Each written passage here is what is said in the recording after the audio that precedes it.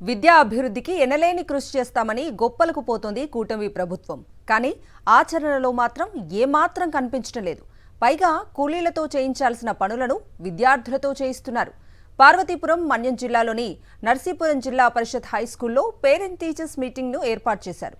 ఈ కార్యక్రమానికి మంత్రి నాదెండ్ల మనోహర్ ముఖ్య అతిథిగా హాజరయ్యారు.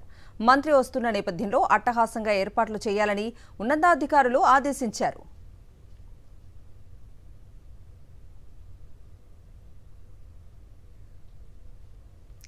మీటింగ్ కోసం డబ్బులు ఖర్చు చేసే పరిస్థితి లేకపోవడంతో గ్రామస్తుల సహకారంతో ఏర్పాట్లు చేశారు పాఠశాల సిబ్బంది. మీటింగ్ కోసం సామాగ్రి తీసుకువచ్చేందుకు కూలీలకు డబ్బులు కూడా ఇవ్వలేని పరిస్థితి. దీంతో ఓ రిక్షా తీసుకొచ్చి షామియానా, కుర్చీలు, సౌండ్ సిస్టమ్, సామాగ్రి, జనరేటర్ వంటివి విద్యార్థులతో తెప్పించారు. విద్యార్థులంతా కలిసి రిక్షా తోసుకుంటూ పాఠశాలకు సామాగ్రి తీసుకొచ్చారు.